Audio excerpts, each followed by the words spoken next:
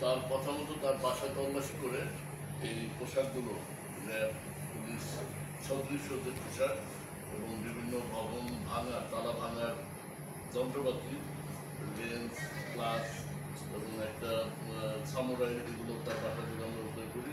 পরবর্তীতে তার স্বীকারোক্তি মোতাবেক আমরা আরও তার 3 সহযোগীকে উদ্ধার করি।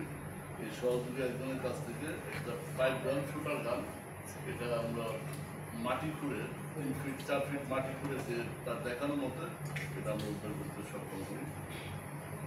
এই গ্রুপটার আরও 2-3জন সহযোগী আছে যাদের নাম আমরা বলেছি আমরা পেয়েছি এবং আমরা তাদেরকে ট্রেস আউটও করেছি, বাট সংগঠন আমি বলছি না। এরা দীর্ঘদিন ধরে আপনারা জানেন রাজধানীর মোহাম্মদপুর কেন্দ্রিক চাঁদাবাজি ছিনতাই ডাকাতি এগুলো অনেকদিন ধরে চলছে। আমরা গত 3 মাসে মোহাম্মদপুর কেন্দ্রিক আমরা প্রায় 197 জন এরকম ছিনতাইকারী এবং চাঁদাবাজি গ্রেপ্তার করেছি। 8টি বিদেশি আগ্নেয়াস্ত্র উদ্ধার করেছি। আমাদের এই ধারা অব্যাহত রয়েছে। এই গ্রুপটার আমরা এই ছিনতাইকারী গ্রেপ্তারের পরিপ্রেক্ষিতে ধারাবাহিকতা আমরা যখন ফলো করেছি যে আর কারা কারা কোন কোন গ্রুপ আছে আপনারা জানেন। ইতিমধ্যে আমরা শীর্ষ মাদক ব্যবসায়ী জেনেভা ক্যাম্পের সন্ত্রাসী ভুইয়া সোহেলকে ধরেছি। তার অপোনেন্ট যে আরেকজন ছিল জেনেভা ক্যাম্পের সুয়াদ সেলিম ওরফে সেলিম আশরাফি, তাকে আমরা আইনের আওতায় নিয়ে এসেছি। কিছুদিন আগে আমরা শীর্ষ সন্ত্রাসী কর্তৃকাটা আনোয়ার যে কিশোর গ্যাংগুলোকে মেনলি লিড করতো ওরফে শুটার আনোয়ার, তাকে নিয়েছি এবং তার দেখানোর মতে তার ফলোয়ার হিসেবে পরবর্তীতে সন্ত্রাসী রাফাত কুন্দাবাবু এবং কিলার আকরাম এদেরকে আমরা মোহাম্মদপুর থেকে আইনের আওতায় গ্রেপ্তার করে আইনের আওতায় নিয়েছি। এর ধারাবাহিকতা আমরা ফলো করতে থাকি আর কোন কোন গ্রুপ আছে আর কোন কোন গ্যাং আছে। এই ফলো করতে করতে আমরা এই দিল্লু ডাকাতের সন্ধান পাই। দিল্লু ডাকাত গ্রুপটা এদের মডাস অপারেন্ডি মাল্টিপারপাস। দিল্লু ডাকাত তার গ্রুপ নিয়ে সে নিজে একদম রং মিস্ত্রি, পেশায় একদম রং মিস্ত্রি। তার গ্রুপের আরেকজন আছে আলামী, সে হলো সিএনজি চালক।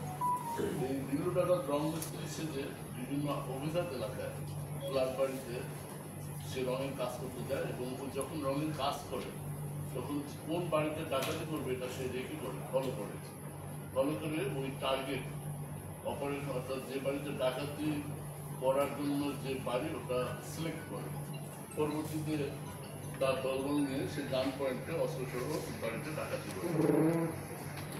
এবং ঈদের ছুটি, পূজার ছুটি, কোরবানির ছুটি, যে লম্বা ছুটি, এই ছুটিগুলো হলো তার ডাকাতি করার মোক্ষম সময়। এই সময়টাকে সে বেছে নেয় এবং এবারও তার এই ধরনের একটা পরিকল্পনা ছিল। এই পরিকল্পনার প্রেক্ষিতে সে যখন তার দলের সদস্যদের সক্রিয় করছিল এই সময় আমাদের গোয়েন্দা তথ্যের ভিত্তিতে আমরা তাকে গ্রেপ্তার করি।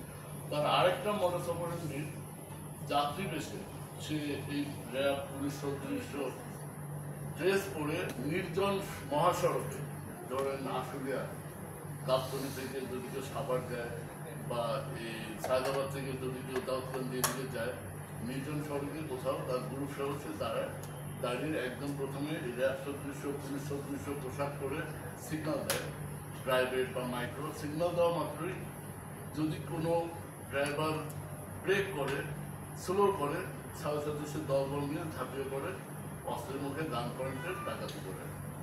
হ্যাঁ, ঠিক একইভাবে ছিনতাই যা আপনার সিএনজি, সেই নির্জন রোডে এরকম সিএনজি যদি একা পায় পেলে ওই সিএনজি চালক, অটো চালক, সিএনজি চালক তাকে মেরে এমনকি প্রয়োজনে হত্যা করে সিএনজিটা নিয়ে যায়।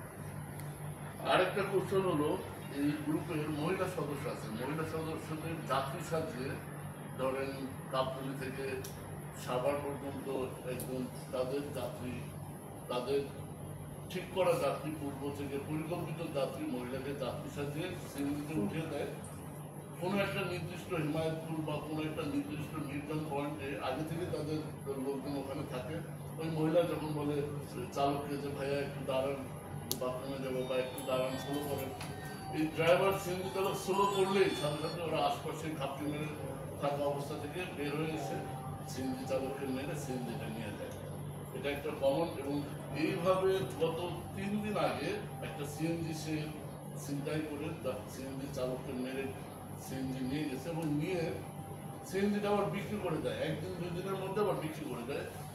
তো আমরা এরকম একটা সিএনজি উদ্ধার করেছি এবং এই সিএনজিটা যে ক্রয় করেছে আমরা তাকেও আমরা গ্রেপ্তার করেছি এবং সে এই চক্রের কাছ থেকে যে সিএনজিটা কিনেছে সে হচ্ছে মাত্র 60,000 টাকায়।